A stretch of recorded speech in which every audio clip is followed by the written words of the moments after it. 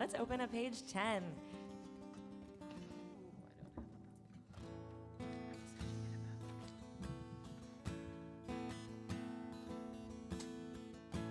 We were all really looking forward to this morning. Like, looked at the calendar. There's nothing happening today other than Shabbat. No holidays, no celebrations, just the ultimate celebration, which is that it's Shabbat, and we're all here. So happy to see all of you.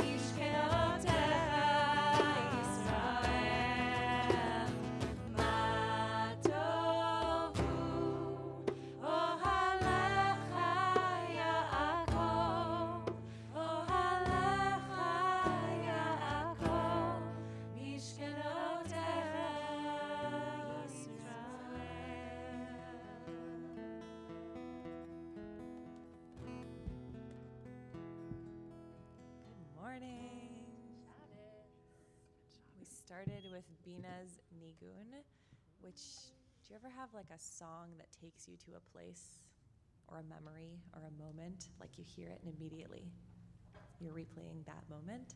Bina's Nigun does that for me for the camp in the Rockies that I worked at for 3 years. And we would sing Bina's Nigun every Friday as we were gathering the community, all of the campers and the staff. We would be gathering in this big field at the foot of a mountain, and we would sing Bina's Nigun to get all the kids and staff into a circle together. And then we would just kind of have this moment with everyone with their arms around each other, mixed up, singing Bina's Nigun, and we would like crescendo it until everyone just broke out in dance and danced their way to their seats. It was just like this flash mob Shabbat starting moment every week. And that's where I learned Bina's Nigun. And so when I hear Bina's Nigun, I am standing there in that circle of people all dressed in white in a field at the base of a mountain. And so I'm here in this room, but I'm also a little bit at the base of that mountain with this community and these kids who are just singing their hearts out, and the staff who are 18 or 19 years old and basically raising these kids for a month. And it's amazing how you can have that moment where you are in the place that you are in and you are also in your happy place at the same time. And that's what Shabbat is here to do for us, is to take us to our happy place, whatever that is. It could be right in this room. It could be a far-flung destination. It could be a feeling. It could be a group of people who've never actually been together at the same moment, but you, in conjuring them there together, have them there together. So take a moment. What is the song or the smell or the taste or the sound that takes you to that place? And who are the people that are around you there? One of the things that's amazing about that pre-Shabbat circle at Rockies is that I didn't know all those kids' names.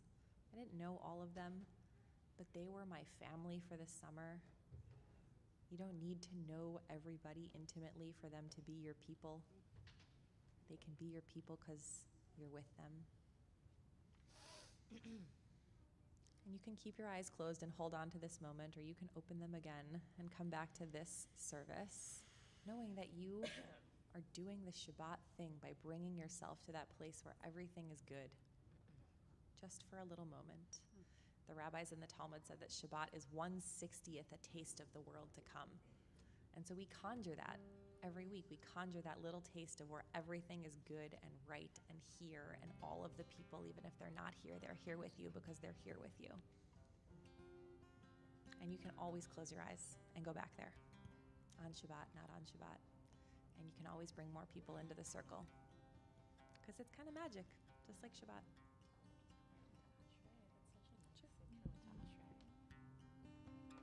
Turn to 27.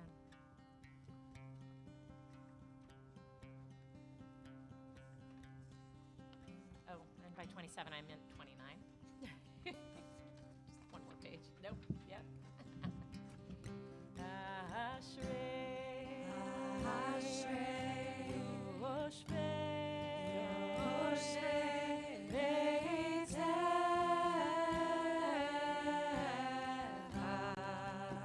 Sorry, thank you. Odia Hallelujah.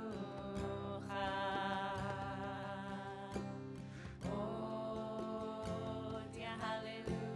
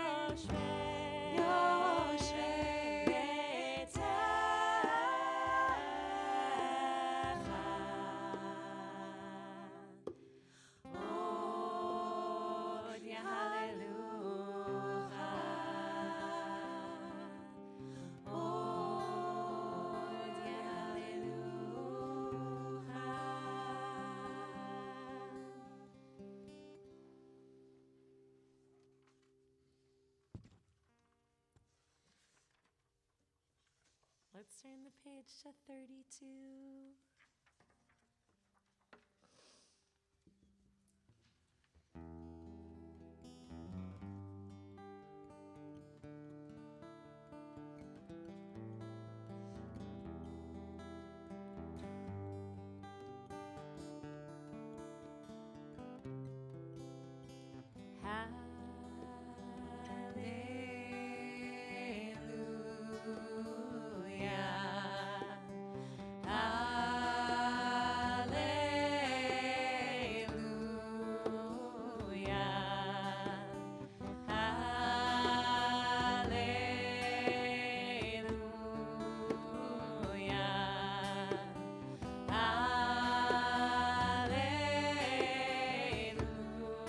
Part one, you can just do that. Hallelujah, min hashamayim, hallelujah, ba'meromim, hallelujah, kol melacha, hallelujah, kol tzeva'av, hallelujah, shemesh ve'areach, hallelujah, kol kochmeyon, hallelujah, shemeach shamayim, v'hamayim, Asher me'al hashamayim, Yehalelu et Shem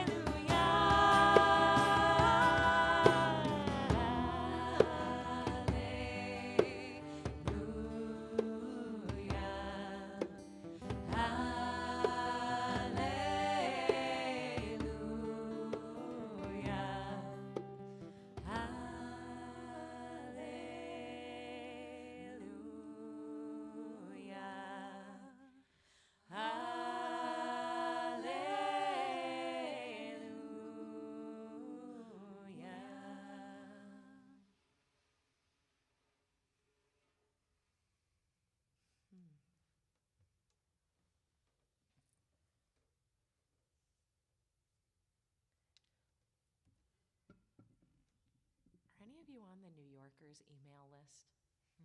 You like get, no? Okay, so what they do is they send out every so often, much more than I can actually read all the pieces, emails with like themes of things that they've done reporting on over the years, and collect them all in an email. I probably at some point said that I was interested in like sustainability or something. And so the thing that I'm thinking about right now is the subject line, which caught me, was the end of nature. The end of nature. And so the articles collected in this particular missive were articles about that theme, the end of nature. The idea that for all of human history, there's been this idea of nature, like the untapped wilderness, and that there isn't anything like that anymore. Like, sure, there's some Amazon left. There are parts of the world that are forested and wild, but really humans have conquered it all. There's no undiscovered part of the satellites can pinpoint every inch of the world. There's nothing left undiscovered. And I was thinking about that, and that there's like a loss in that like part of what human beings do is we're curious and we go looking for, what's the next mountain we can climb? What's the next thing we can conquer? There's a little bit of, there's like the positive of that, the discovery and the incredible possibilities that opens up. And also, of course, the dangerous side of, sort of like looking at everything as a thing to be conquered. And like, look, now we've done it to Earth. I was thinking about that as I opened up this week's Torah portion, and we're going to read it a little bit later. But there's a concept, and we've been talking about it all year, the Shemitah year, in which for 1 year out of every 7, the land lays fallow. If you are a farmer, you stop farming. If you have anything to do with the whole process of procuring food or anything from the land, you do something else that year, And one read on why we do this says, I'm now trying to remember which commentary. I was so interested in this week. The idea that like we need to know who we are if we're not doing our job. Whatever it is that our job is. Somebody says, who are you? And very often you'll answer by giving your job, But that's not who you are. So 1 year out of 7, the farmer has to give another answer. It's not that I till the land or that I produce, it's that I am reading books. I am, right? Like, what would you do if given the time and the space to be wild? Not to be cultivated, not to be sort of defined by the constructs in which, we've placed ourselves, but actually to sort of be wild and undiscovered. And that's the gift of the Shemitah year, both for the land to sort of come back into alignment with how it wants to naturally be if it's not being cultivated and, futzed with by human hands, but also for ourselves. And we get a little taste of that every Shabbat by kind of extracting ourselves from the work week and from whatever it is that, defines us during the week. And on Shabbat, just kind of get to see who we are if we give ourselves that space.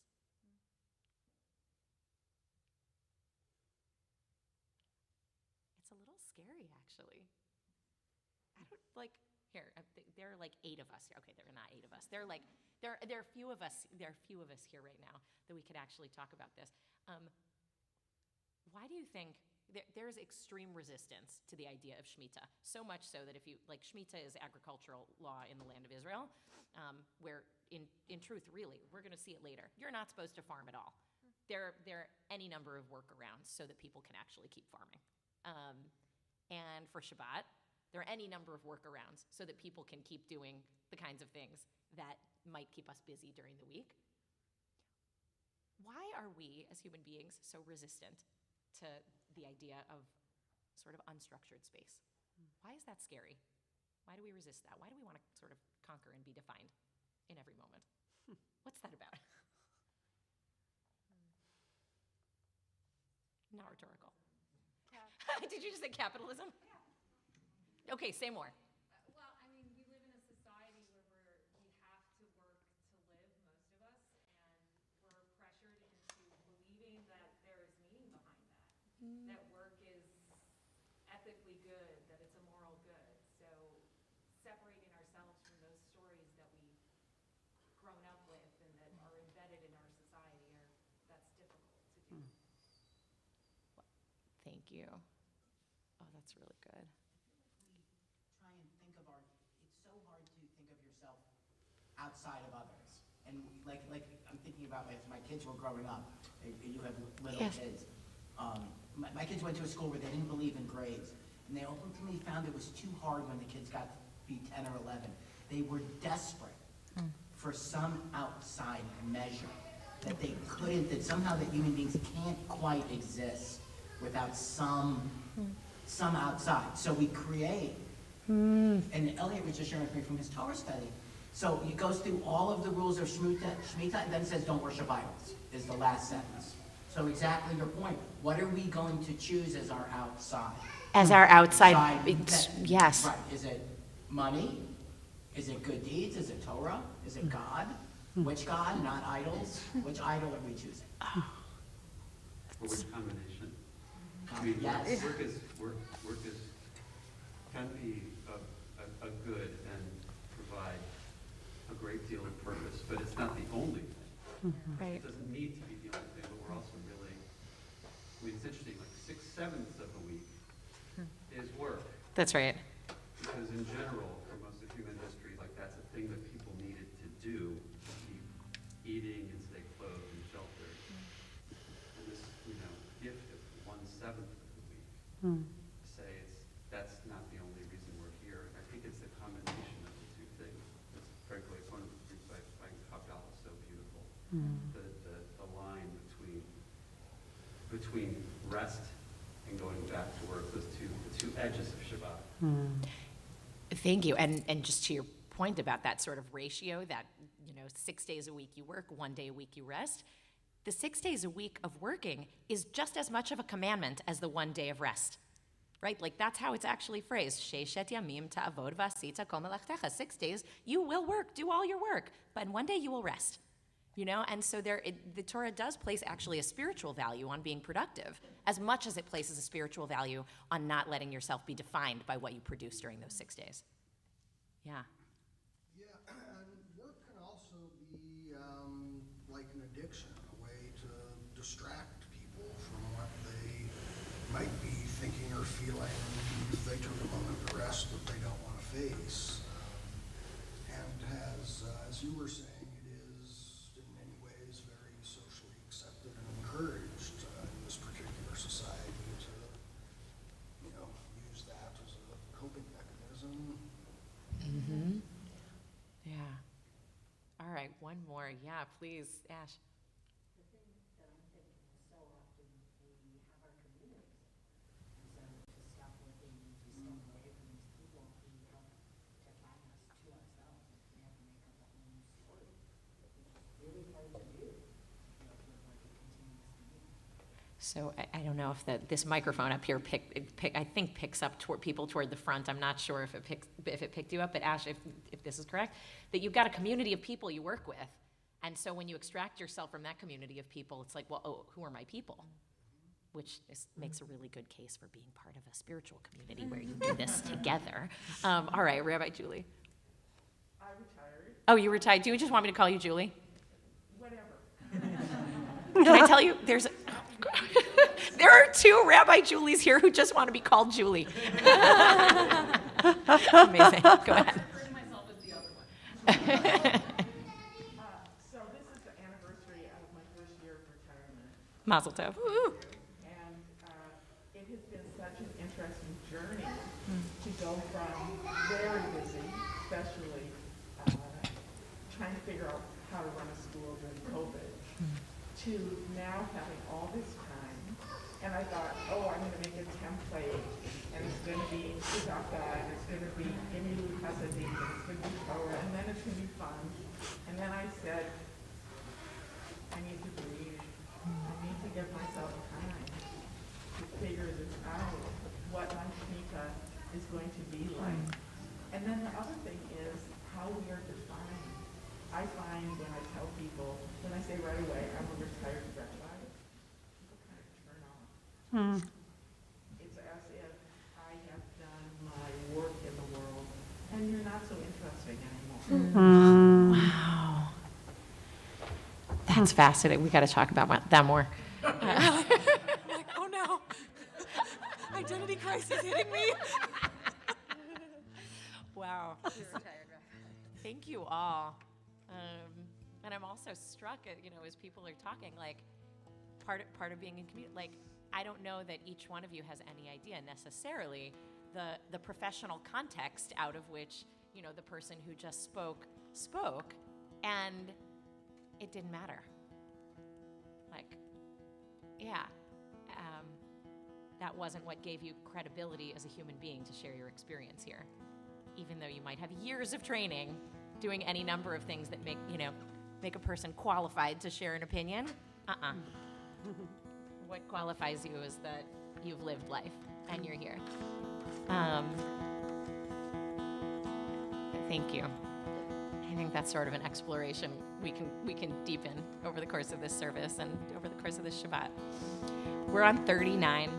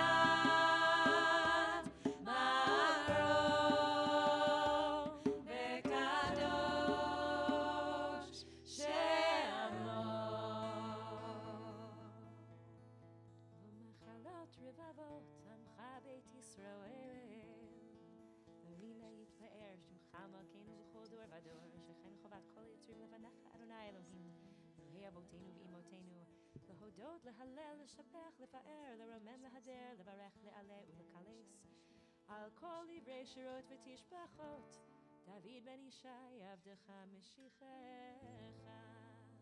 Stand if you're able. ישתבח שמך לעד מלכנו. ישתבח שמך לעד מלכנו. המלך הגדול הקדוש בשמיים ובארץ, כי לך נדון אלוהינו באלוהינו ואימותינו, שיר ושבחה, הלל וזמרה, עוז וממשלה, נצח גדולה, גבורה תהילה, ותפארת קדושה ומלכות, ברכות והודאות, מעתה ועד עולם. ברוך אתה אדוני, אל מלך גדול ותשבחות, אל ההודאות, אדון הנפלאות, הבוחר בשירי זמרה, מלך אחי העולמים.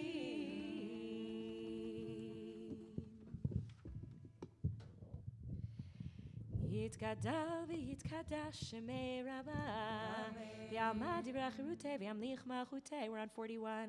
בחייכון וביומכון ובחייך כל בית ישראל, בגלה ובזמן קריב יברו אמן.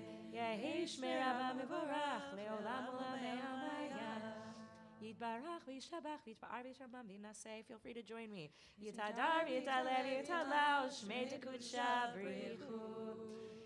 Le'ela min kol berchata v'shirata, tushbachata v'nechamata, tamira ne'ema, imru amen. Turn to 42. Barechu et Adonai HaMevorach. Baruch Adonai HaMevorach le'olam va'ed. Baruch Adonai HaMevorach le'olam va'ed. We can take a seat. Baruch atah Adonai Eloheinu melech haolam, yotzer or u'borech oseh shalom, borei et hakol, hakol yoduch, hakol yishavshuch, hakol yirein kadosh Each day you burst open the doors of the eastern sky and the windows surrounding the globe, propelling the sun and the moon out of their resting places. I'm reading down 43. We'll pick up on 44 in a second. Each day you create the world all over again, demonstrating your goodness.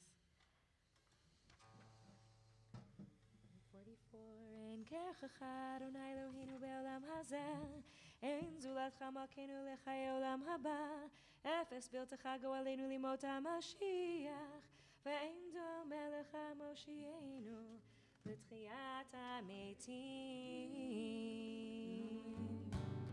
We're on 45.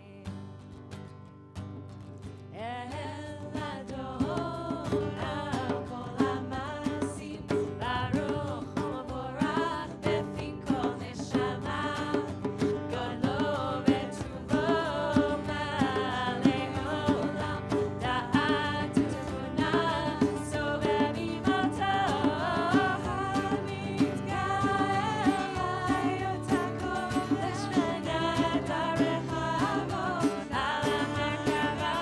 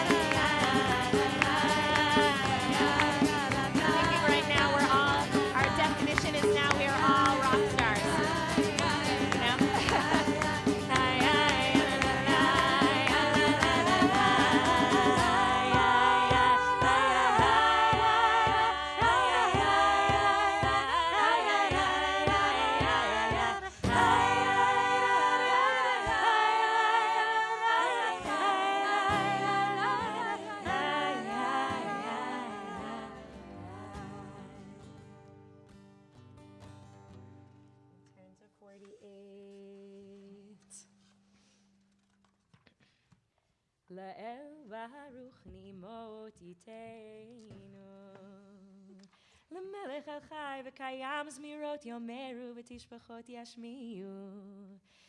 כי הוא לבדו פועל גבורות, עושה חדשות, בעל מלחמות, זורע צדקות, מצמיח ישועות, בורא רפואות, נורא תהילות, אדון הנפלאות, המחדיש בטובו בכל יום תמיד מעשה בראשית, כאמור לעושה אורים גדולים, כי לעולם חסדו.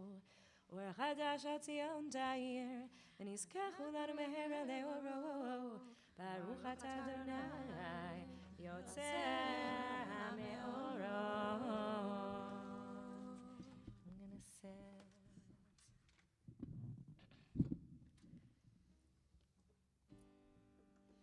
Before we started this morning, we thought, like, okay, we can do anything. We don't have to do anything.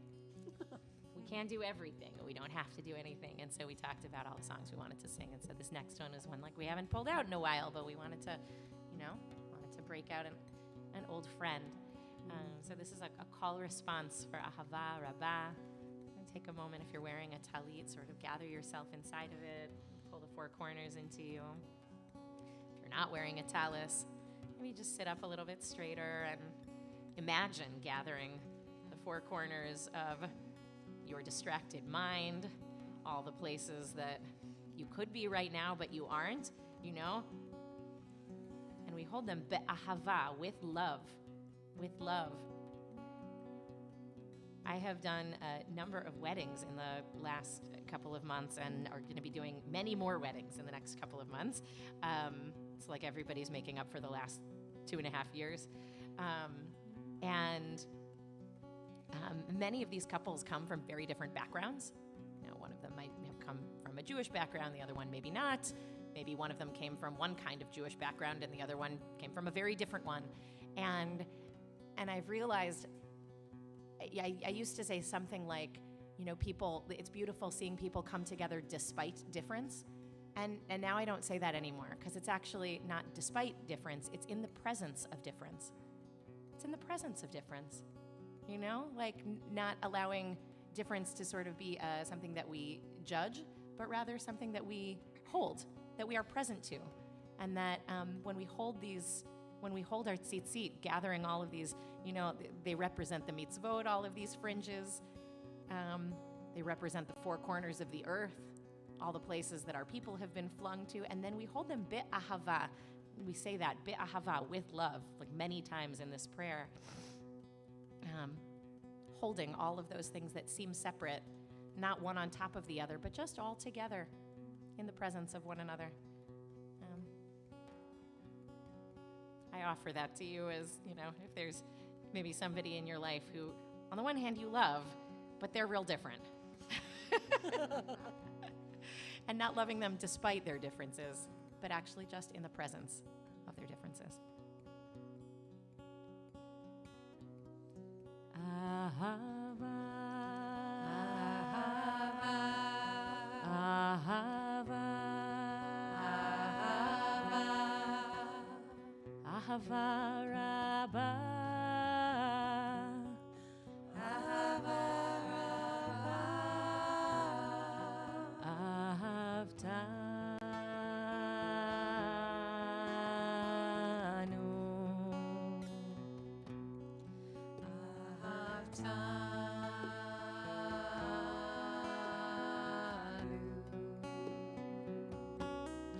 Ahava,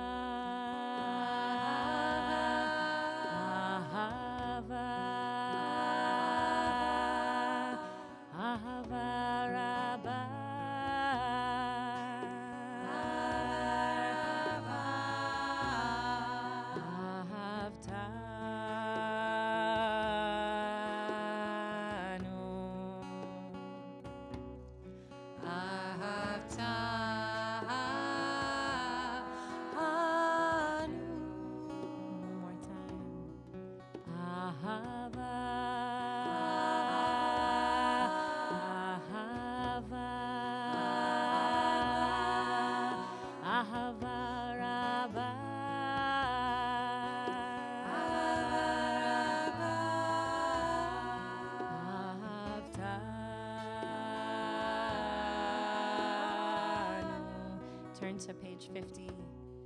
Baruch atah Adonai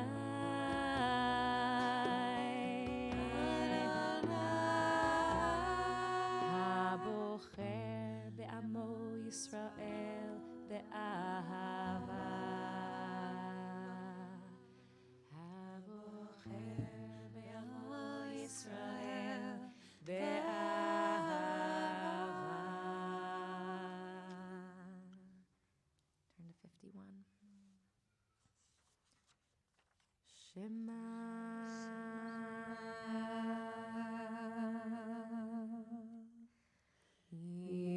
Yisrael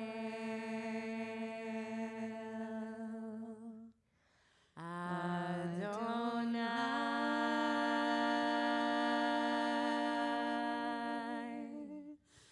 Eloheinu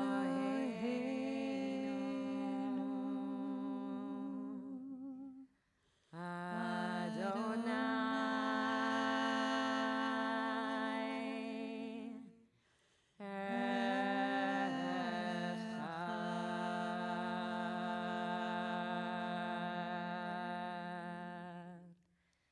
Baruch Shem Kavod Malchuto Le'olam Va'ed. Ve'ahavta et Adonai Elohecha b'chol levavcha u'b'chol nafshecha u'b'chol me'odecha ve'hayu hadvarim ha'ele asher anochi mitzavecha hayom al levavecha v'shinantam levanecha v'divarta bam b'shivtecha b'beitecha u'v'lechtecha b'derech u'shokbecha u'kumecha u'kshartam le'ot al yadecha lehayu letotafot beininecha u'ketavtam al mezuzot beitecha u'visharemecha. Turn to 53. It's like doing this, especially when we've just brought attention to our tzitzit. Vayomer Adonai el Moshe lemor, daver el bnei Yisrael, v'amarta aleihem, v'asu lehem tzitzit, al kanfei bigdeihem lidorotam, v'natnu al tzitzit, kanaf v'til techelet, v'hayar lechem l'tzitzit, uritem oto, וזכרתם את כל מצוות אדוני, ועשיתם אותם, ולא תטורו אחרי לבבכם, ואחרי עיניכם, אשר אתם זונים אחריהם, למען תזכרו ועשיתם את כל מצוותיי, והייתם קדושים לאלוהיכם, אני אדוני אלוהיכם, אשר הוצאתי אתכם מארץ מצרים, להיות לכם אלוהים, אני אדוני אלוהיכם. אדוני אלוהיכם אמת. We will turn to 57.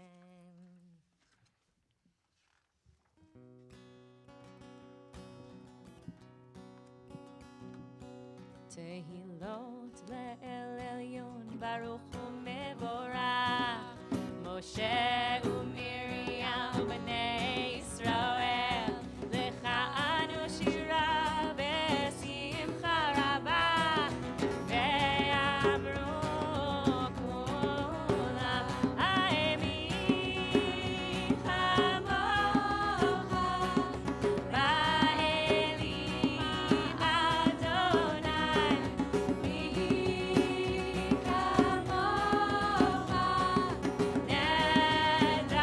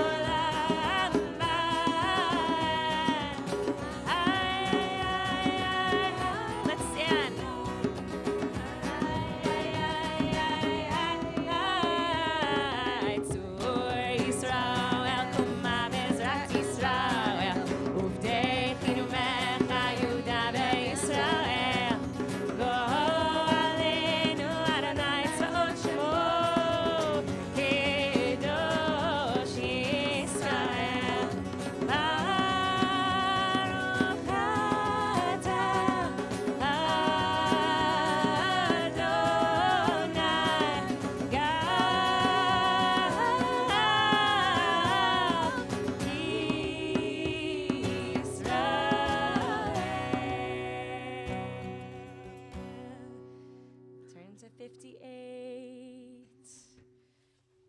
If you're wearing a tallis, the custom is often to throw it over your head because we'll do the first few blessings out loud. And then after that, there'll be some personal time and space for your own prayers. And your talit is a great little personal prayer tent. And we take 3 steps backward and 3 steps forward.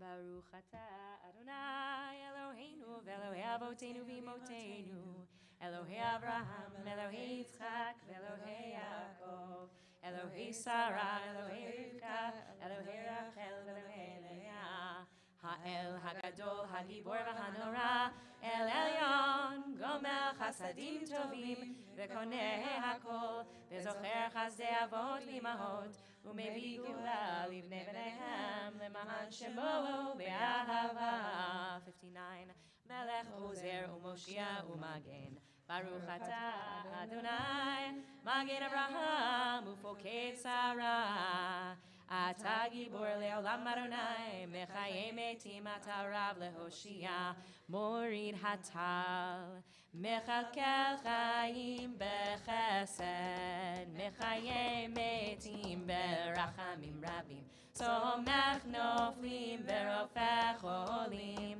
Umatir Asurim Umekayem Emunato Lishenei Afar Michamocha Bagevurot Umido Melach Melech Mebit Umechayeh Umatzmiach Yeshua V'ne'eman Ata L'Hachayot Metim Baruch atah Adonai Mechayeh HaMetim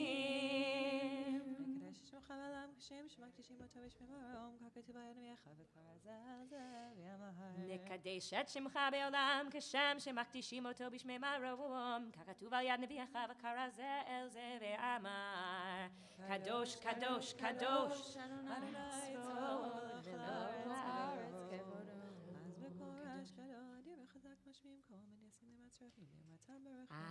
אז בקול רעש גדול means a big noise. I love that. Choir of angels is one way to translate that, but it actually says big noise. Adir v'chazak mashmi'im kol mitnasim le'umat serafim le'umatam baruch yomeru baruch kevod Adonai mimekomo.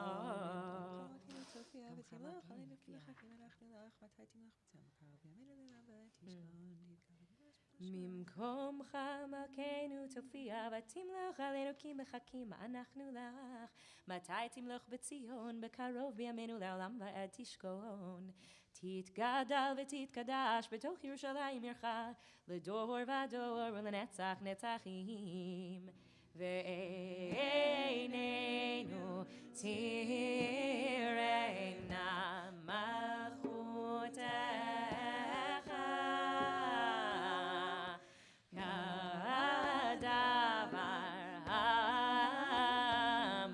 בשירי עוזך על ידי דוד משיח צדקך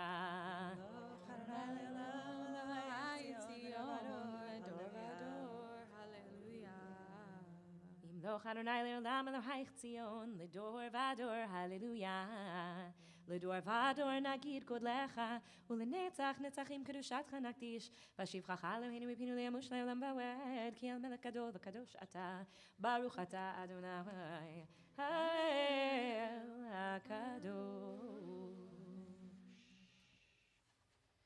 Amidah continues on 62.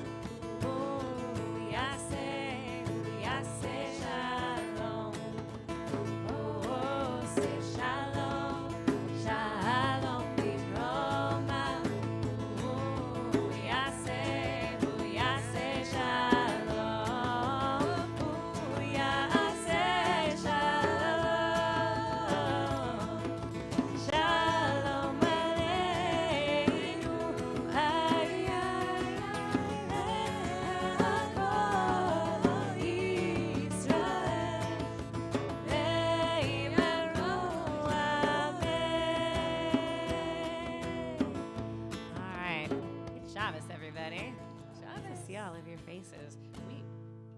We didn't have a bet exactly, but we were like, all right, there's no bar mitzvah this morning. Are we going to have 4 people here? Are we going to have 20 people here? And it's like thrilling that there's not just a minion, but like a few. And we'll have a good time learning together.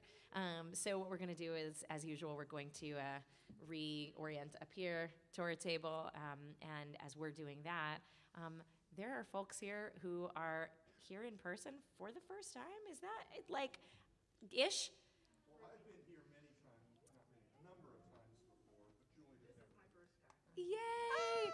Yay! Welcome from Virginia. I mean, so greet each other, say hello to each other. Some people are here for the first time or for the first time in a long time from Chicago. So just, don't let anybody be alone here. Say hello, welcome each other, get to know who and where each other are from and how you're doing this morning. You wanted me to help set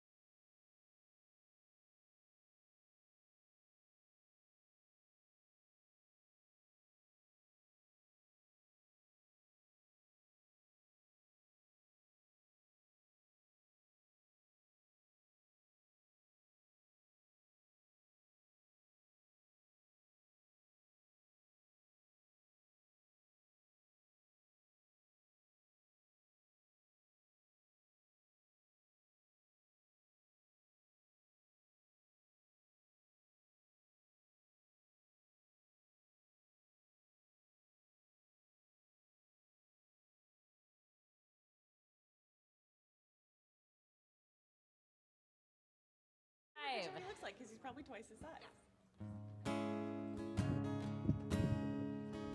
Ein kamocha ba'Elohim Adonai ve'ein kema'asecha malchutcha malchut kol olamim u'memshatcha bechol dor vador Adonai melech Adonai malach Adonai yimloch le'olam va'ed Adonai yos le'amo yitein Adonai yivarech et amo b'shalom Amarachamim Etiv avertzoncha et Zion Tivnei chomot Yerushalayim Ki becha levad batachnu Melech le'olam v'nisa adon olamim Ay, ay, ay, ay, ay, ay, ay, ay, ay, ay, ay, Harry and Josh, come on up. Ay, ay, ay, ay, ay, everyone can stand as we're going to open the ark.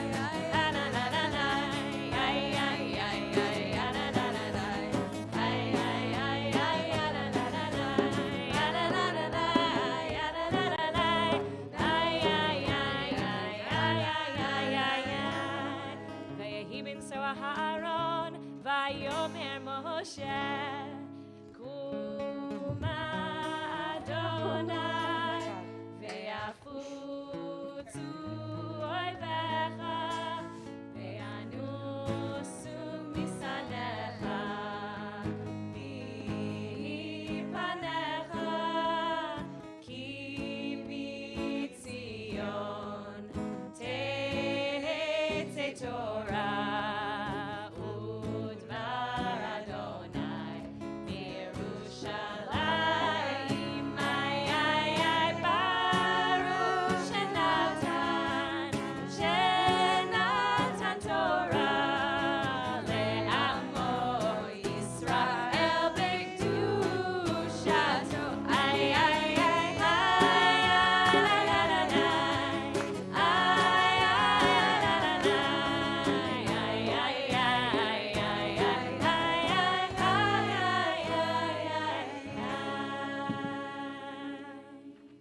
You want to shout out Shema and we'll repeat after you? Shema Yisrael Adonai Eloheinu Adonai Echad Shema Yisrael Adonai Eloheinu Adonai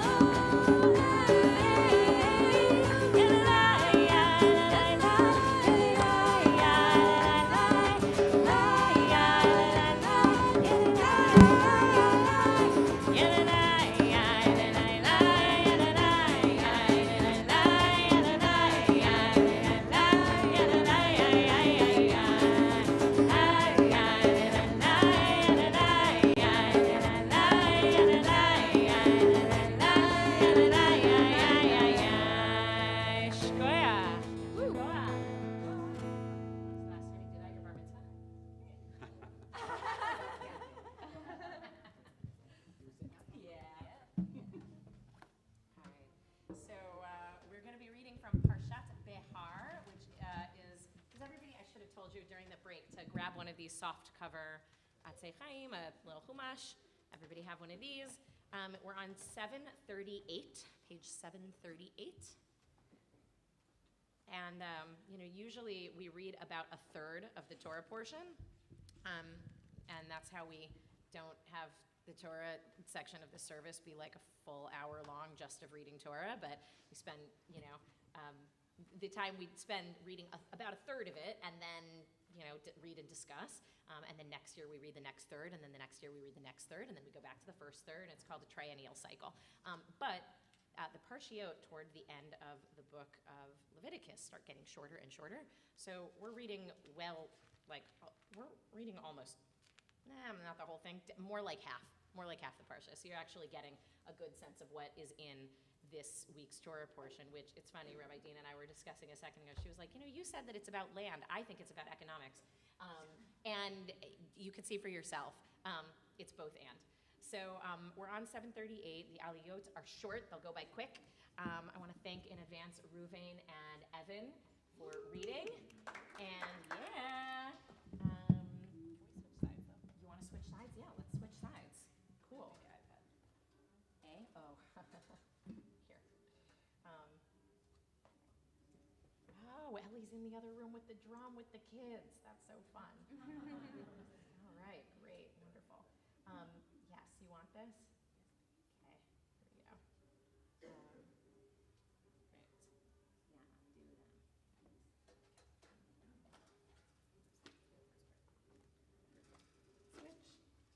Oh, no. I made a simple request, sorry. V'yazor, v'yagen v'yoshel l'chol yichasim ba v'nomar amen. Hakol havu godal Eloheinu unu kavod laTorah. Ya'amdu harav. Julie, Jeremy. Oh, sorry, I should have We're told gonna- you it was the first. Tell me their Hebrew names.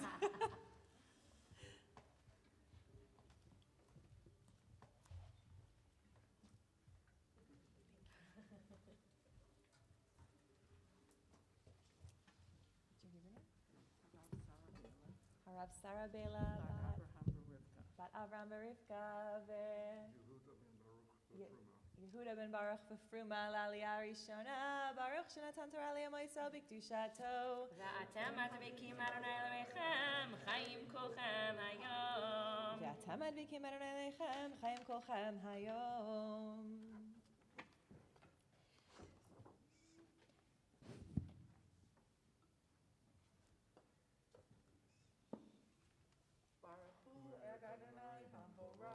Baruch Adonai Hamborach Leolam Vaed. Baruch Adonai Hamborach Leolam Vaed. Baruch Atah Adonai Eloheinu melech haolam, asher bachar banu mikol ha'amim, v'natan lanu et Torato. Baruch Atah Adonai noten haTorah. Amen. Amen. V'adaber Adonai Moshe b'har Sinai lemor, daber el b'nei Yisrael v'marta alehem, ki tavo el ha'aretz asher ani noten lachem, v'shavta ha'aretz Shabbat l'Adonai, she'shani l'Adonai, she'shanim tizras atecha, v'she'shanim tizmor famecha, v'yasavta tevuata. Way before you bless. God spoke to Moses on Mount Sinai, saying, "Speak to the Israelite people. Say to them, when you enter the land I assign you, the land will observe a Sabbath for God. 6 years you may sow your field, and 6 years you may prune your vineyard and gather in the yield." Dot, dot, dot.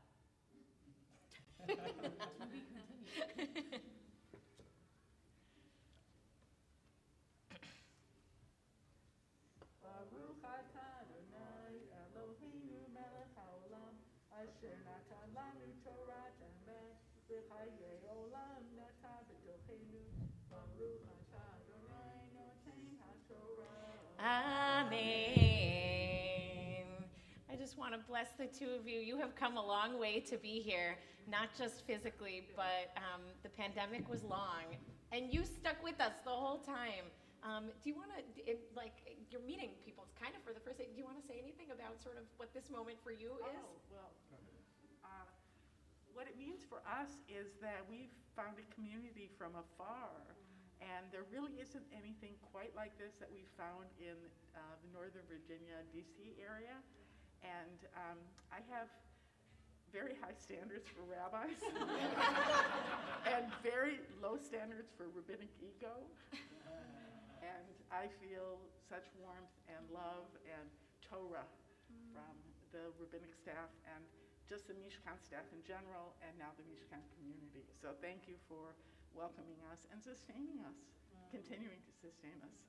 So it's really like, can we say Shachianu? Oh, yeah. Oh, yeah. My guitar is over there. You want to sing it? I want you to start singing. Baruch atah Adonai Eloheinu melech haolam shehechianu v'kimanu v'hegianu lazman hazeh. Amen.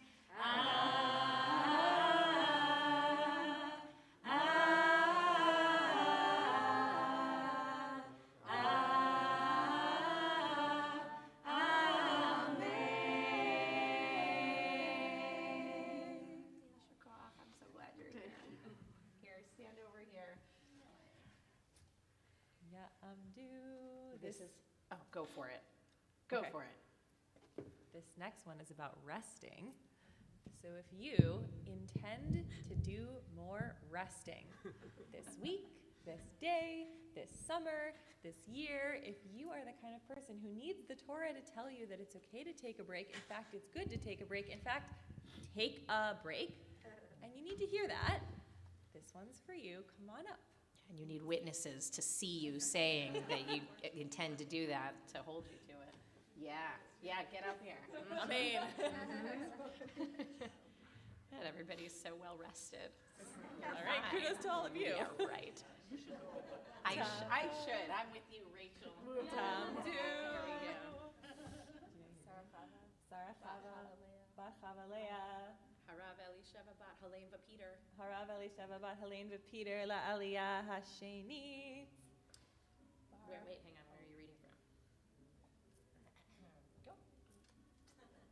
Baruch et Adonai Hamvorach. Baruch Adonai Le'olam Va'ed. Baruch Adonai Hamvorach Le'olam Va'ed. Baruch atah Adonai Eloheinu melech haolam asher bachar banu mikol ha'amim v'natan lanu et Torato. Baruch atah Adonai noten haTorah.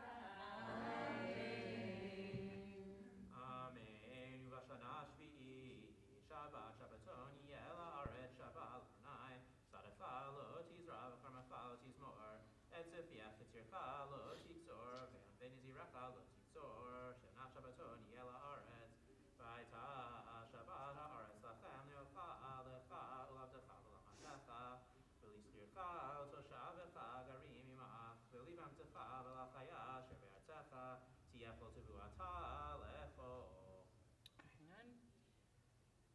Dot, dot, dot. In the 7th year, the land shall have a Sabbath of complete rest, a Sabbath to God. Don't sow your fields or prune your vineyard. Don't reap the aftergrowth of your harvest or gather the grapes of the untrimmed vines. It will be a year of complete rest for the land. But you may eat whatever the land during its Sabbath will produce. You, the people who work for you, the hired and bound laborers who live with you, the cattle and beasts in your land may eat its yield.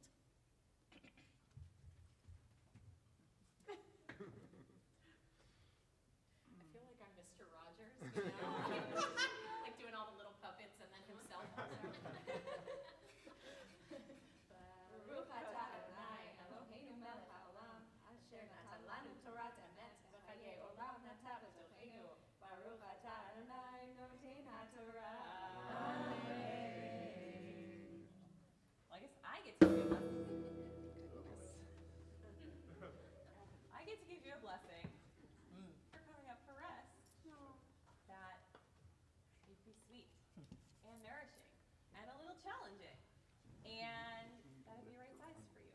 And that your rest feel like, as we talked about earlier, 1/7, maybe it doesn't have to be exactly 1/7, but that you feel like your rest is part of the cycle of doing all the things that make you you, that resting and doing your work and all the things that you contribute to this community, both of you, that like your work is so valuable and your rest is just as valuable because you are valuable. Amen. Thank you. Shkoya. Yeah, come on over. Ta'amod. Okay.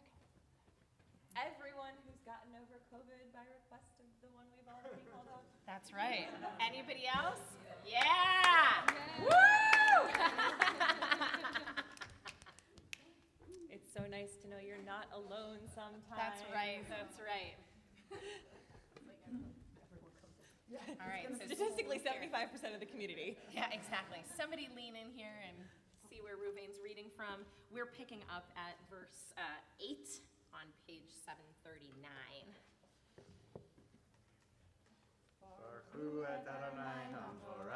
Baruch Adonai Hamvarach Leolam Va'ed.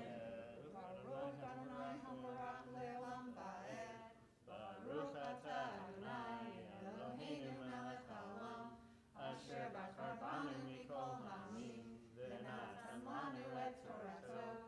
Baruch atah Adonai noten haTorah. Amen.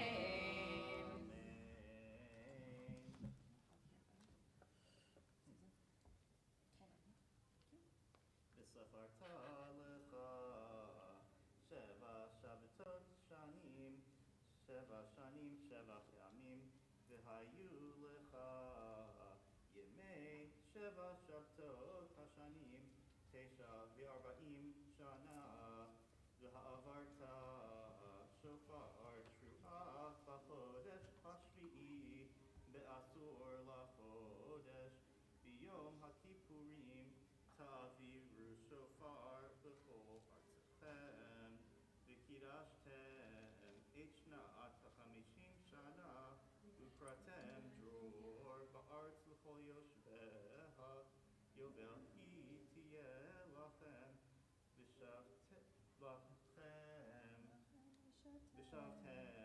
ish el achuzato, v'ish el mishpato tashuvu. You will count off 7 weeks of years, 7 times 7 years, so that the period of 7 weeks of years gives you a total of 49 years. Then you will sound the shofar loud in the 7th month on the 10th day of the month, Yom Kippur. You will have the horn, the shofar sounded throughout the land, and you will hallow the 50th year. You shall proclaim release throughout the land. I believe this line is written on or near the Liberty Bell. Proclaim release throughout the land, and it shall be a jubilee for you. Each of you shall return to his holding, and each of you shall return to your family. That 50th year shall be a jubilee for you. You will not sow, you will not reap the aftergrowth of the harvest or the untrimmed vines. It is a jubilee, it will be holy for you, and you may only eat the growth directly from the field.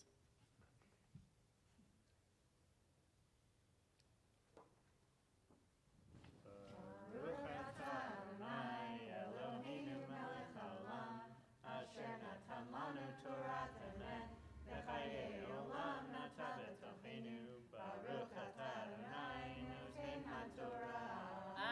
Amen. So we do this at high holidays. We invite people to come up, you know, if they've survived something, and very often it's more dramatic than COVID. However, COVID isn't kidding around, as many of you know, and it's a blessing to be able to stand here on the other side of it. However, it affected each one of you. It's no fun for anybody. Understatement of the century. So there's a blessing for surviving something called Birkat HaGomel.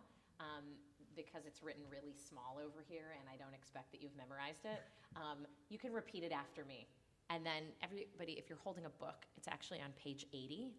And then we together, we respond to them. We affirm that they've gone through something and that we pray for them, that they continue to survive and thrive. So repeat after me. Baruch atah Adonai. Baruch atah Adonai Eloheinu melech haolam. Eloheinu melech haolam, Hagomel hagomel lekulanu lekulanu tovot. tovot, Shegamalani shegamalani kol tov. kol tov. Thank you. Mi shegamalchem kol tov, hu yigmalchem kol tov. Selah. May the one who has dealt kindly with you thus far continue to deal kindly with you moving forward. Amen. Welcome back. We're actually gonna, this is a good place to pause for a Misha Berach. So, here, yeah, come on through, come on through.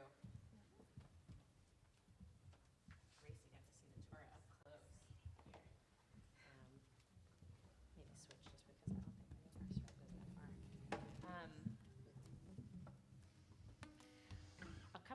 reached out during this course of this week.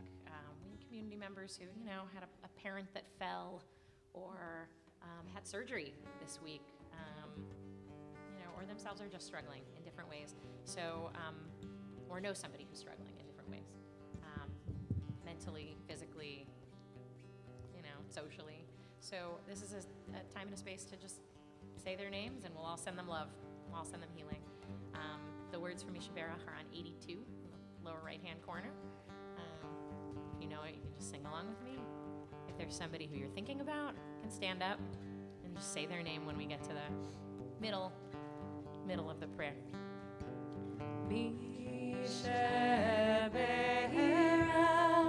Avoteinu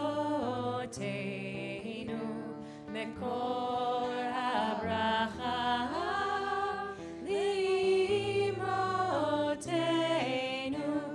May the source of strength, who blessed the ones before us, help us find the courage to make our lives a blessing, and let us say Amen. Start over there.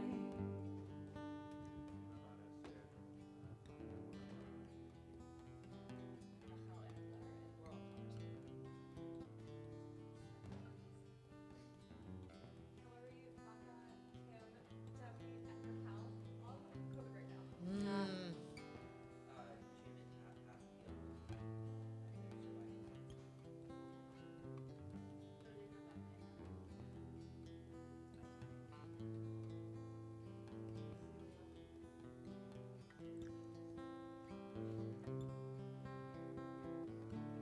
Buddy Cohen.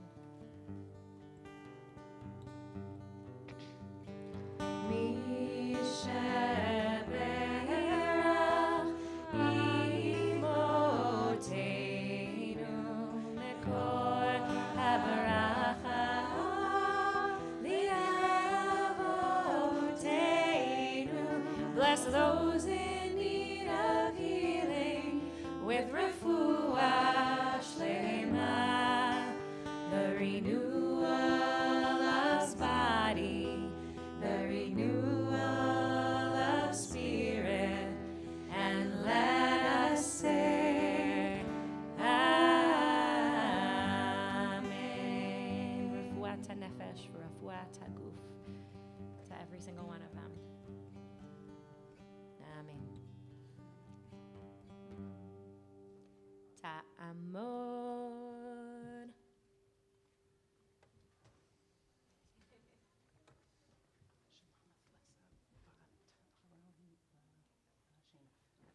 Shalamet Lesav Bat Aron Vashena.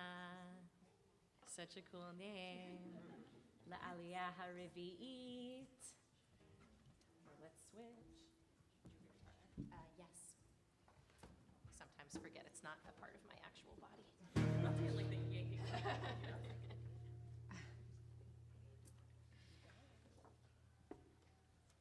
Rabbi Dina, what verse are we picking up with? Verse 11. Verse 11. 25:11. Oh, I overshot the translation before. All right. Yeah, we're on page 740. Baruch Adonai Hambarach Leolam Va'ed. Baruch Adonai Hambarach Leolam Va'ed. Baruch Atah Adonai Eloheinu melech haolam, asher bacher banu mikol ha'amim, v'natan lanu et Torato. Baruch Atah Adonai noten haTorah. Amen. Yovel hi shenat shim shana tiyeh lachem lo tizra'u v'lo tiktzuru et tzvicheha v'lo tivtzeru et niziraha. Hi yovel hi kodesh tiyeh lachem min hasadeh tochlu et tu'ata bishna hayovel hazot tashuvu ish alafuzato.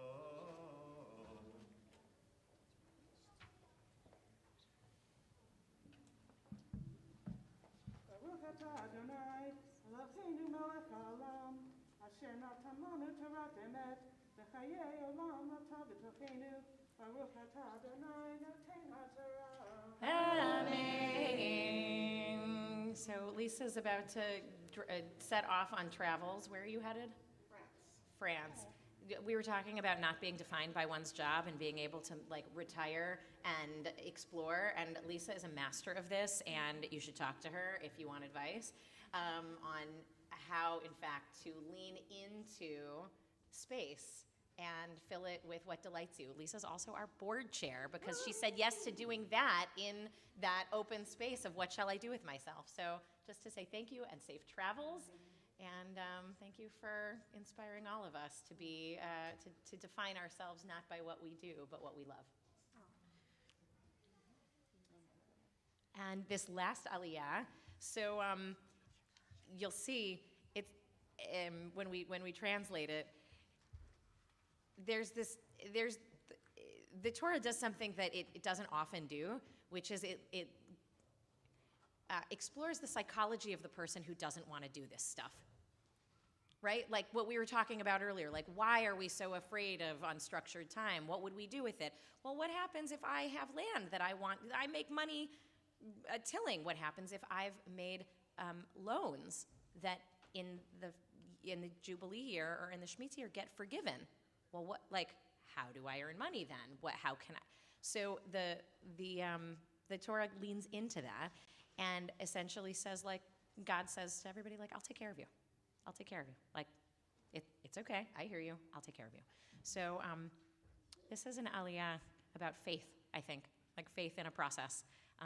Faith in a process that you actually believe is good for you on some higher level, but that it's actually quite hard to see how you're going to do this. But knowing that it's possible and you will. So if any of you needs a little bit of chizuk, a little bit of strength in a process, whose outcome you believe is a good outcome, but that seems a little bit scary. This is an aliyah for you.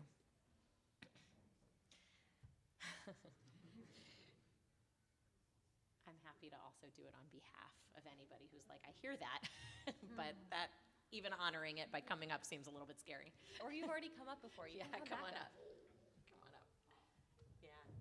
Great. All right, so Ruben will show you where he's reading from.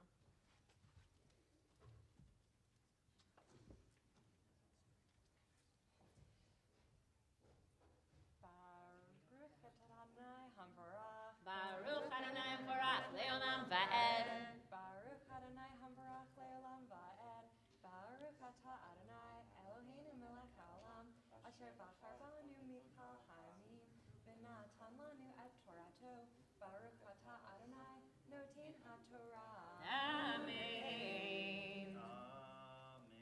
Amen. V'chi timkeru mimkar lamitecha o kano miyad amitecha al tanu ish echachid b'mispar shanim achar hayovel tikne me'ed amitecha b'mispar shnei tuot imkurla lefi rov hashanim tarbe miknato ulefi me'ot hashanim tam'it miknato ki mispar tuot hu mocher la v'lo tonu ish et amito v'yareta me'elohecha ki ani Adonai Elohechem v'asitem et chukotai v'et mishpatai tishmeru v'asitem otam v'shavtem al ha'aretz laveta.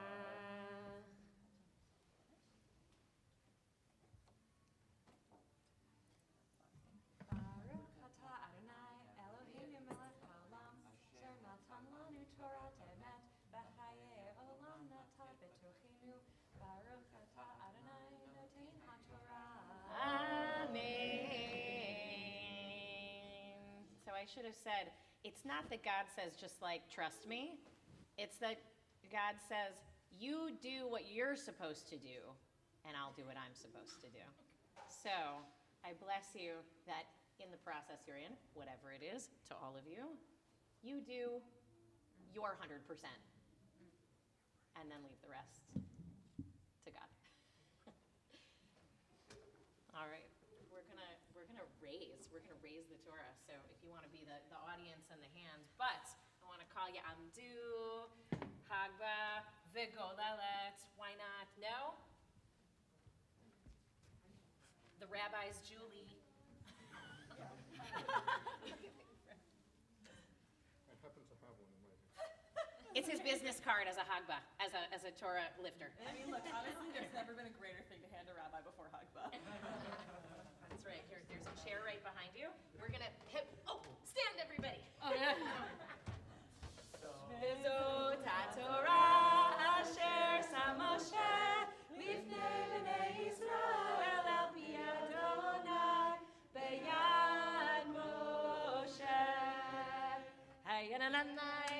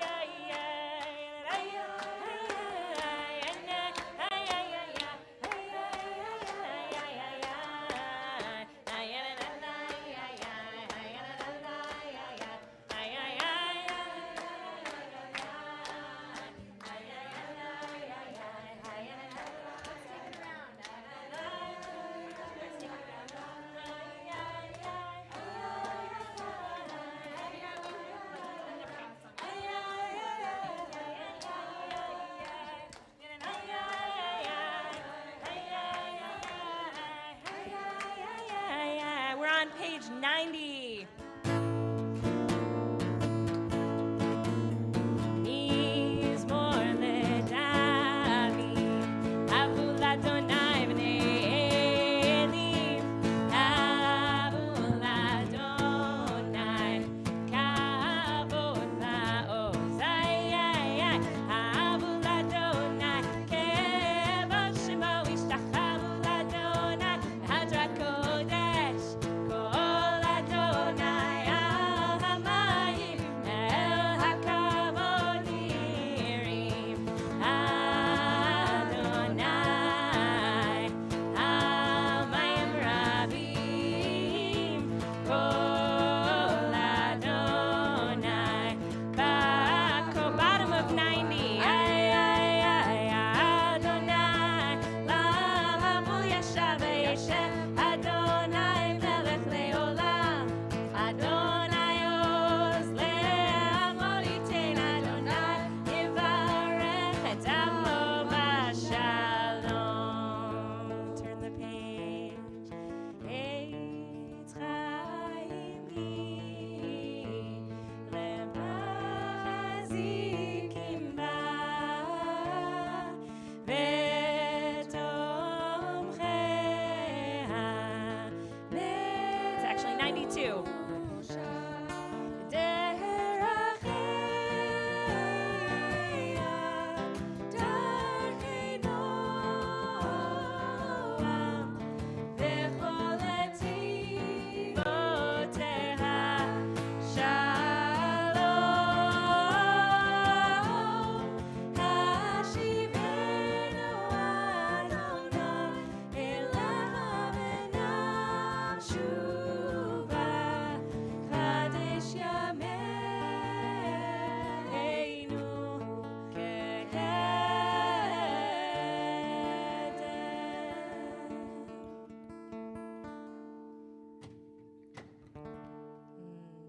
Shkoyach, wow. Good times. All right. We can take a seat. All right.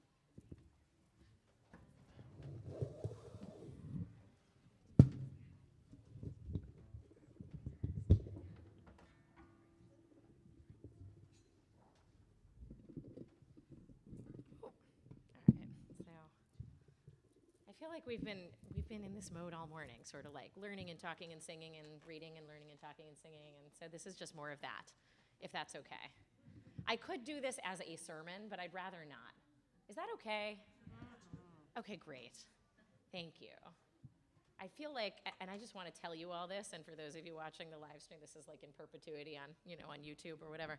What we're going to be talking about today are ideas that I'm still chewing on and trying to sort of figure out my own relationship with and wanting to do that in dialogue with community. And so I have a class that, where we talk about Israel, like Israel-Palestine, and some people love that we call it that because that sort of reflects for them what should be there, and some people are very uncomfortable with that because they're like, no, there isn't Israel, there's no Palestine, no, final solution has been negotiated yet, so you can't say that. There's no, great, let's talk about it, as opposed to you can't be in this conversation or you can't be in this conversation. It's more of a conversation because we recognize, have a sense of humility that any conversation about this topic tends to feel very high stakes, as if policy were going to be the outcome of the conversation, right? It somehow never is. Never. It never is. The only thing that is the outcome of the conversation is that the relationship with the person you are having it with or the community is deepened or is strained, right? You know what I mean? So I just want to start with that because this is a conversation. But I will start with the sort of the story that was actually the beginning of a sermon. And there's the line at the beginning of our Torah portion. Let me read it to you again. Right? God spoke to Moses on Mount Sinai. Vayidaber Adonai el Moshe Bahar Sinai. So Rabbi Neil Fleischman, who is an Orthodox rabbi in New York, or in the New York area, tells this story of being outside a bakery in Jerusalem, and he's witnessing these two guys shouting at each other. And they don't appear to be religious people. They're not wearing tzitzit, they don't have a kippah, like the outward signs of a frum person, an Orthodox person, not these guys. But they're yelling at each other, and one of them is saying to the other, Ma inyan shmita etzel har Sinai, which means, what does the matter of Shemitah have to do with Mount Sinai? Which is quoting directly from Rashi, right, the 11th century French Torah scholar and commentary writer, who in his commentary on this week's Torah portion, on the line that I just read you, God spoke to Moses at Mount Sinai saying, and then gives the laws of Shemitah, he says, Ma inyan Shemitah etzel har Sinai. All of the laws of the Torah were given at Mount Sinai. So why are you specifying Torah? Right? Do you get his question? Why does it say God spoke to Moses at Mount Sinai saying da-da-da about Shemitah? Weren't all the laws of the Torah given at Sinai? That's his question. Were these two guys arguing about that question? Probably not. Almost certainly not. So what was going on there? So he says, he walked away from it sort of confused. And then the answer was clarified as he was watching American TV in Israel later in the trip. The American detective show Kojak was on. And so the show is in English, but the subtitles are in Hebrew. And so Kojak at some point says, but what's that got to do with the price of tea in China? And the subtitle in Hebrew says, Ma inyan shmita etzel har Sinai. Right? And he realizes in that moment that this arcane piece of Torah commentary has come to mean in modern Hebrew, so what's that got to do with anything? Right? So isn't that kind of fun?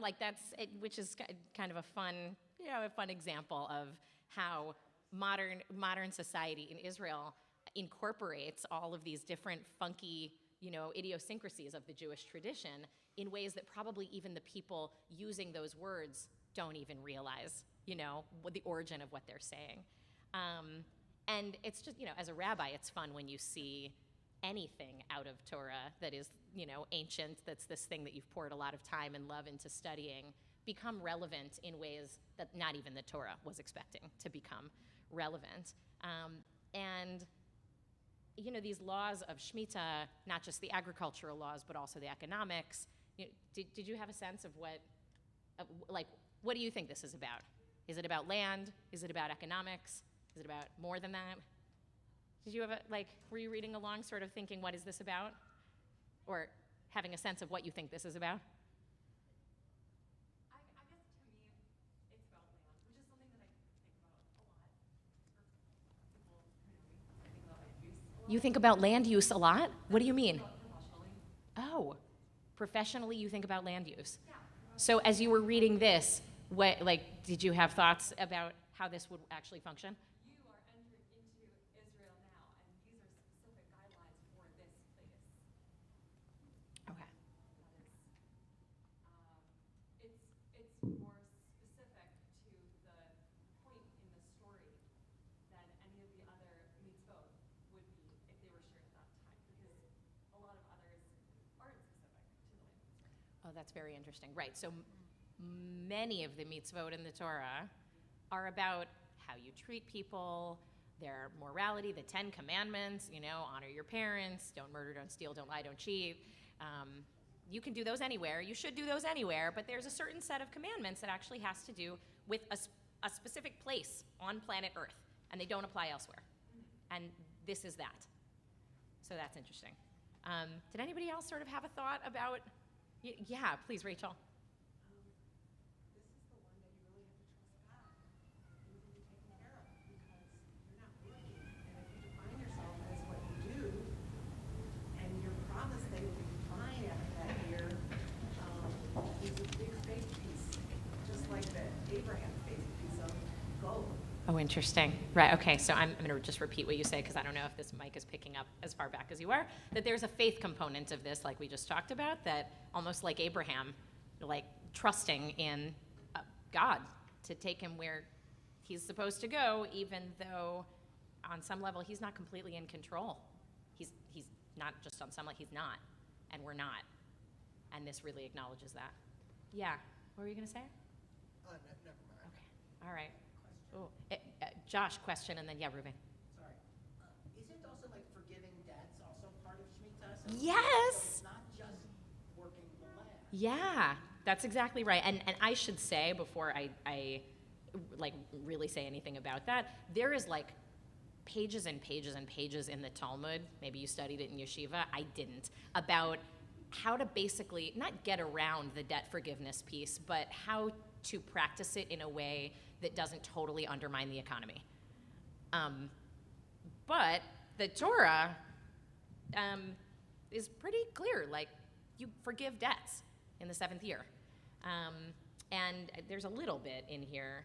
He will charge you only such year, the higher price you pay, fewer such years, lower price, that maybe there's actually a way of living through the 7 years so that prices might be different the closer you get to the Shemitah year or something like that to begin to account for some of that loan and debt forgiveness. But yeah, you are right. So there is absolutely an economic piece that's part of this. As an investment person, I don't know that I would distinguish between land and any other capital item or economics thing. I love this so much. Did you guys already say, he said as a person who does investment, land is one asset among many assets, and I wouldn't necessarily distinguish land as separate from any other form of capital. Okay. That's very important to remember. Okay. Oh, Julie. Yeah, oh, sorry, wait, I said Ruvain, and then Julie. Go ahead. Go ahead, Ruvain. No, I just think that it's absolutely an economic story. And so, is land an investment like any other? Absolutely not. I would say that there's an inherited component to who belongs where, and a rootedness that is at least in this part of the world, we're going to try an experiment where no one can claim all the land at the end of the day and be the landholder for all of Israel, because we're going to maintain a structure of small landholders, people who know their land. It's been in their family theoretically since Sinai. So I think it's a worthwhile experiment to see what does land redistribution look like if you practice it every 7 years, as well as the land's got to figure out what's right for itself, and you don't really own this land anyway. That's the other part. Thank you. Thank you. Julie? Yeah. So I'm just thinking, connecting it to the story of Joseph. Yes. And I'm wondering if this story is also about preparation. Preparation. And that just as the Joseph story taught us the importance of preparing so that we have enough for that year or the years of trouble. Preparing during the years of plenty for the years of famine that you know will come. Yes. Uh-huh. And so that you have enough for yourself and also for the community. I'm just wondering if there's some connection with the seven. Yeah. That's, I don't see how there couldn't be a connection there. And it seems like there's definitely a preparation aspect to this, that you don't just go into the Shemitah year without having spent the previous 6 years, actually, and probably more as you get closer, preparing for it. Sort of like Shabbat. It's really hard to do Shabbat, you know, in a traditional sense, not to cook or work or travel if you haven't prepared to do that. Like if you haven't cooked a lot on Friday or Thursday night so that you don't have to cook on Saturday, you know, or when people who are observant who don't, you know, ride in cars on Shabbat are like coming into town for a bar bat mitzvah, they have to research where are they going to stay, you know, beforehand. They don't just roll in and sort of, you know, like how do I get the 26 miles from my Marriott to the venue of the bar mitzvah? Like it requires preparation. So we experience that in micro ways, you know, once every 7 days, but then for sure once every 7 years.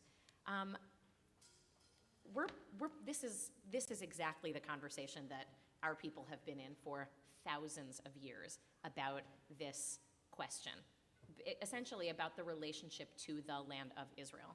And it's not just relationship to land in general, it actually is in relationship to the land of Israel, which makes it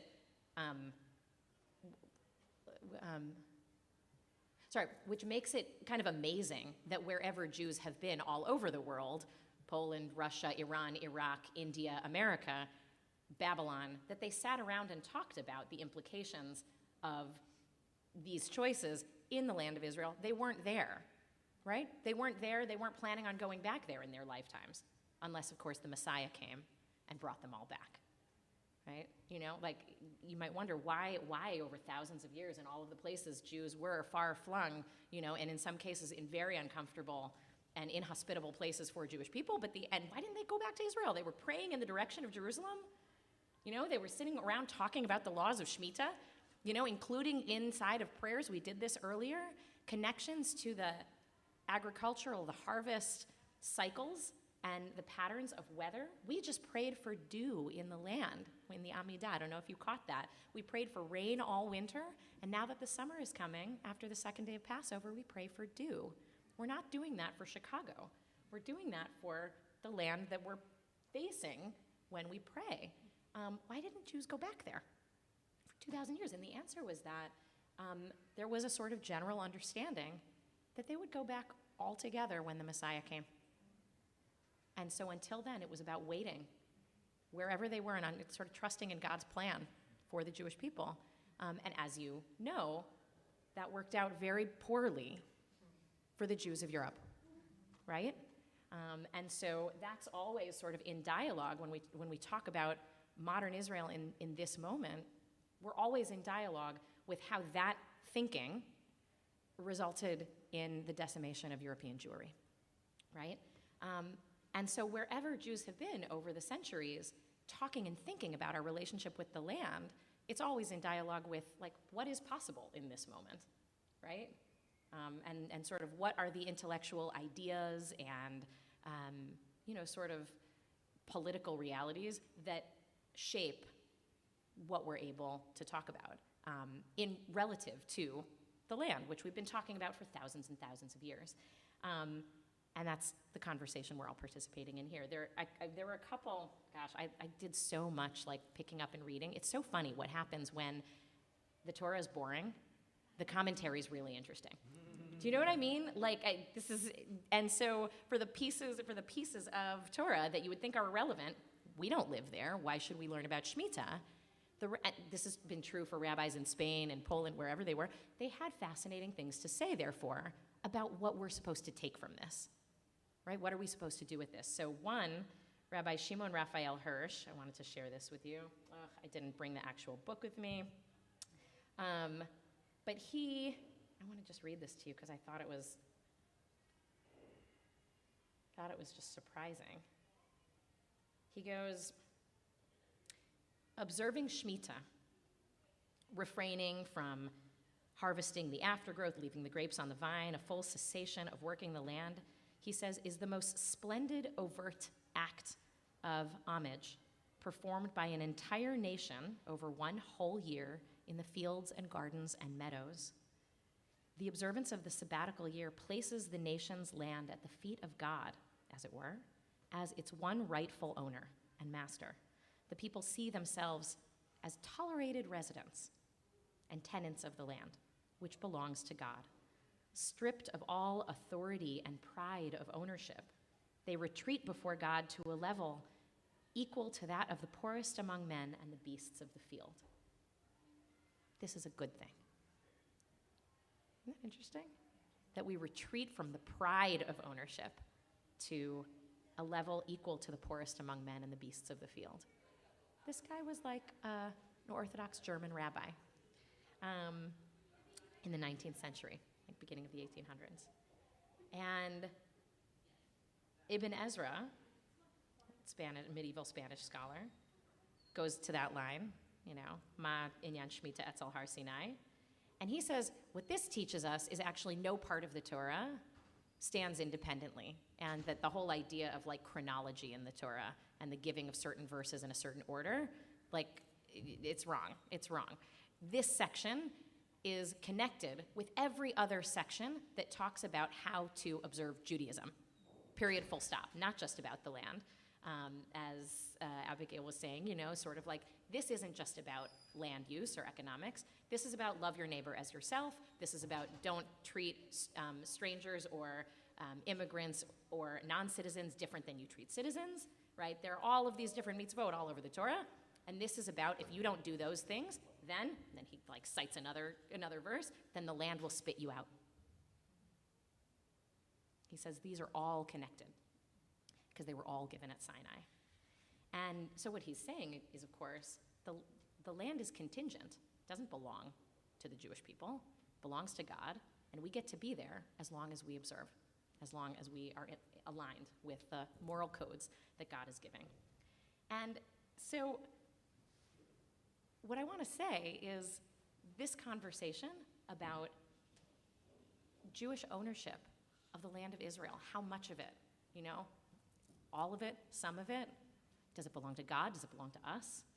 In what case? How conditionally should it belong to us? These are questions our rabbis have been debating for thousands and thousands of years. And we are also debating these questions among each other, right? Like, this is the favorite pastime of the Jewish people in any context is arguing, but specifically arguing about Israel. And it's very hard, but we love doing it, right?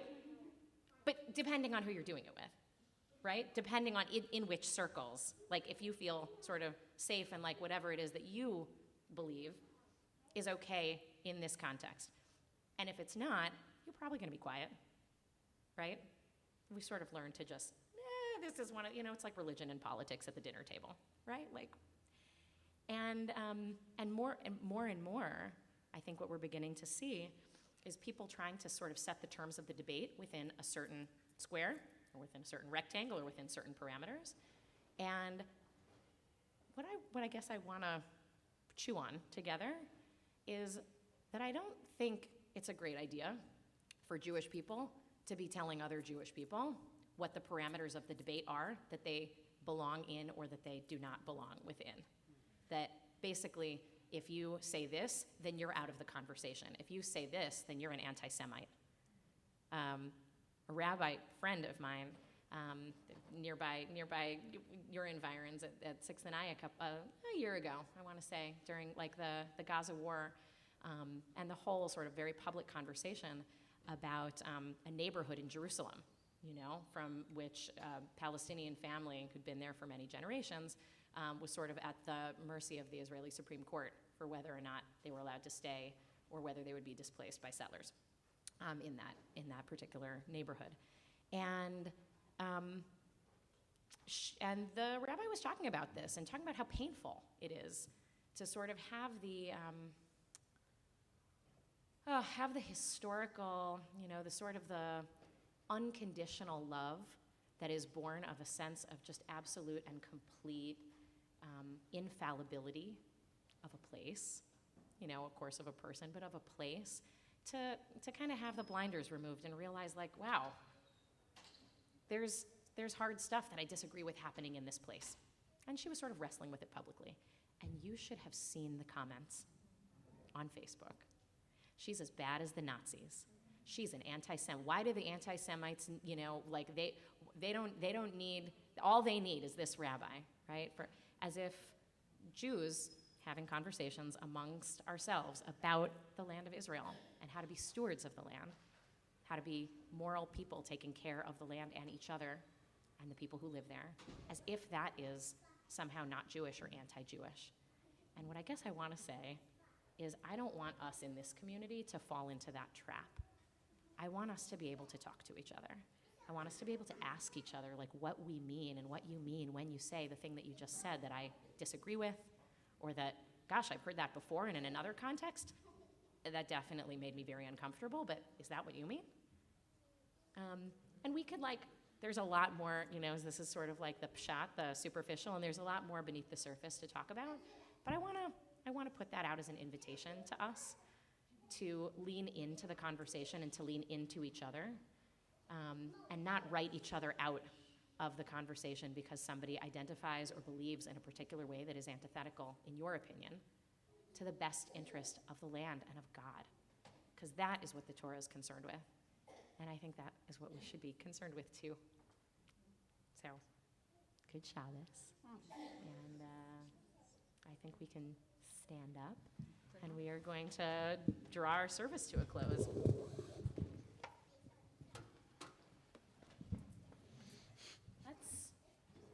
Let's Aleinu it up. It's on page 108.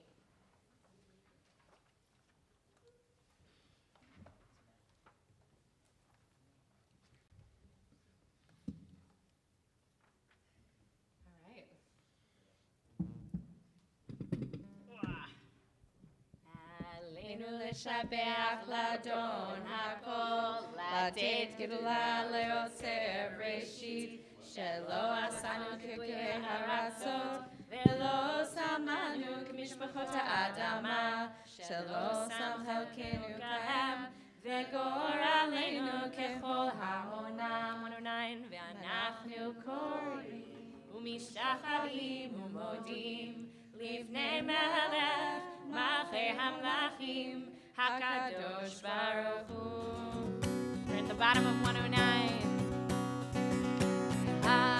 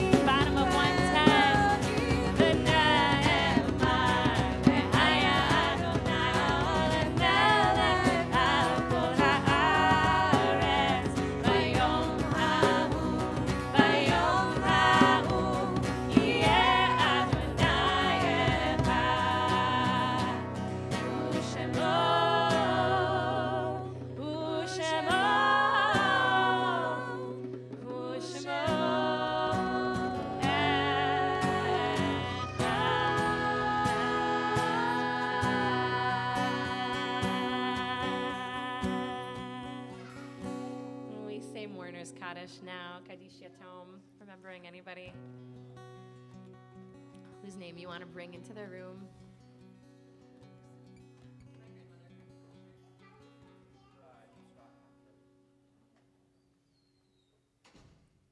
Zichronam Libracha. Anybody who's watching online can put the names of the people you're thinking about into the chat.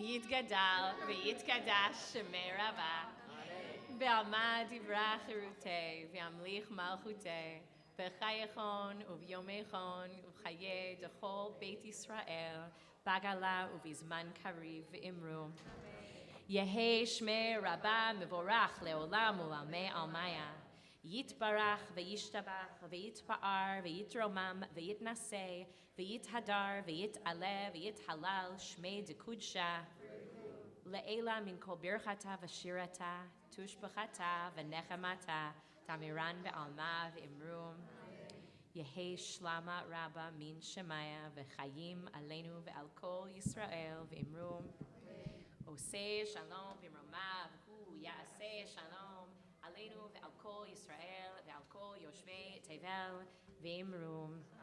Amen. Amen. Woo. We're going to turn to 112, and then we're going to bless some wine and bread and eat, because that's part of the day too.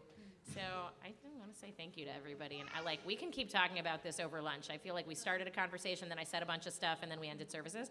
So if you want to keep talking over lunch, I welcome that. All right, let's stand up and close out with Adon Olam. Adon Olam, Asher Malach, B'terem Kol Yetzir Nivra, Ve'et Nasa, V'chafzo Kol Azai Melech, Shemo Nivra, Azai Melech, Shemo. Let's leave the door open back there. It's okay.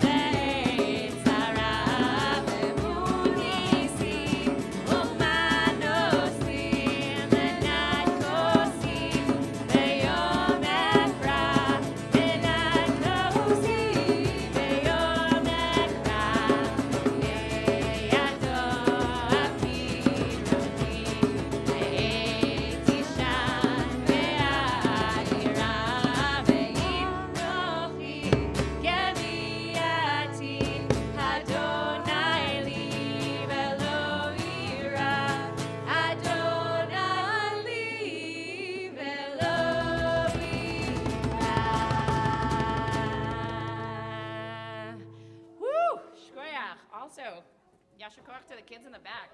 Yeah. Oh my goodness.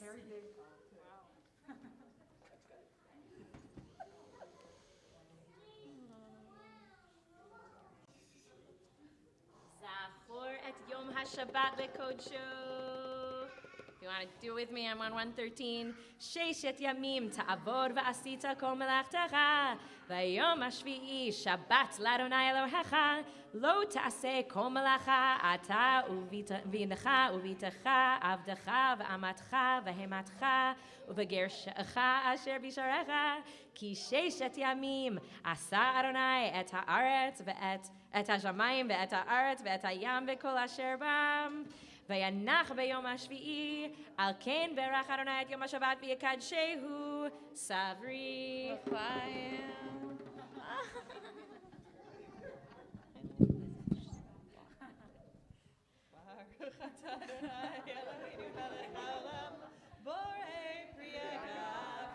Amen. Totally normal, everyone.